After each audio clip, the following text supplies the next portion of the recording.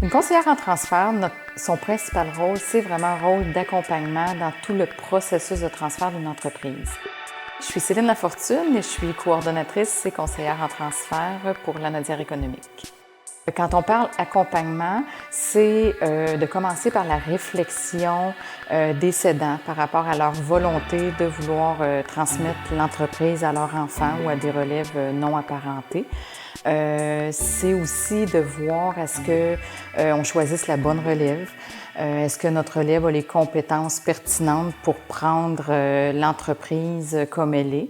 De travailler aussi sur le développement d'une vision commune, parce qu'en entreprise, c'est important que nos relèves et nos cédants qui vont travailler ensemble pendant quelques temps puissent avoir une vision commune de la continuité de l'entreprise.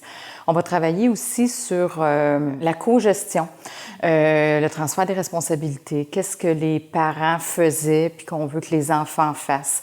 Ça va aussi avec le développement des compétences, mais on va souvent faire un calendrier au niveau de la cogestion. On se sert aussi au niveau humain et organisationnel de tests psychométriques. C'est intéressant parce que ça vient démontrer les traits de personnalité ou les talents naturels des gens. Donc, on est en mesure d'aller chercher une belle complémentarité dans les gens qui font partie de la même équipe. Cette portion-là est plus la portion humaine et organisationnelle du transfert et c'est notre rôle principalement. À travers tout ça, dans l'accompagnement dans le processus, on va regarder avec des agroéconomistes qui vont, eux, faire la partie plus technico-économique de l'entreprise, donc le volet financier. Nos agroéconomistes vont travailler sur cet aspect-là, mais sont intégrés dans le processus. On va travailler aussi avec différents intervenants qui travaillent déjà au niveau de la famille ou de l'entreprise, donc le comptable, le fiscaliste, le notaire. On va regarder avec eux quelles seront les meilleures stratégies fiscales pour intégrer la relève.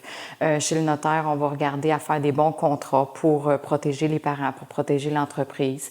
Donc, l'accompagnement dans le processus, c'est aussi d'accompagner nos familles et nos agriculteurs avec tous ces intervenants-là pour être en mesure que leur volonté ou que leur objectif soit toujours respecté.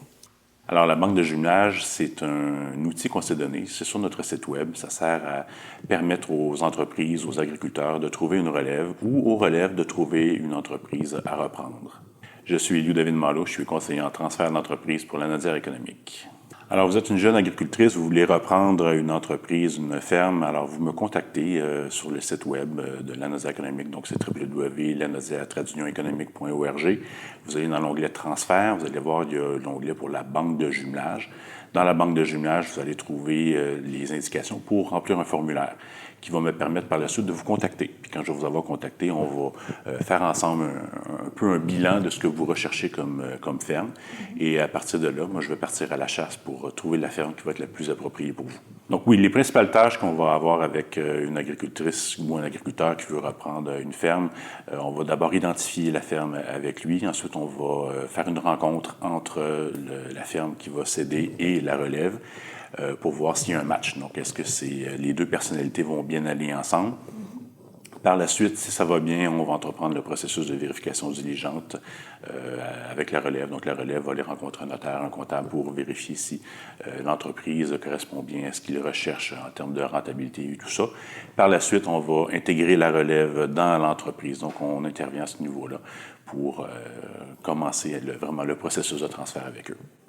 Si on parle du processus de transfert, c'est sûr que c'est difficile des fois de dire combien de temps ça prend parce que il y a des réflexions qui peuvent s'amorcer 5 à 10 ans avant sans qu'il y ait vraiment d'action concrète qui soit mise en place. Mais les parents ont à réfléchir peut-être 5 à 10 ans avant la transmission pour dire, bon, mais est-ce que je veux vraiment transmettre mon entreprise? Là, ben, va découler à quelle relève je transmets mon entreprise s'il y en a plus qu'une qui est au rendez-vous. Quelle formation je voudrais que les relèves aillent chercher pour être en mesure de bien faire la gestion de l'entreprise.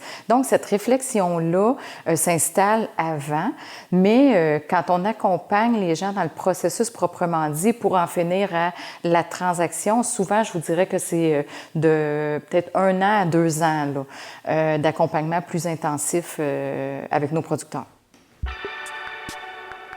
Si on accompagne une relève apparentée, on se retrouve avec les valeurs familiales qui sont souvent les mêmes, donc une facilité. Quand on travaille avec des relèves non apparentés, c'est souvent des gens qui se connaissent pas. Donc, il y a un processus de peut-être de mieux se connaître, de s'apprivoiser, qu'on n'a peut-être pas à faire avec des relèves qui sont à l'intérieur de la famille.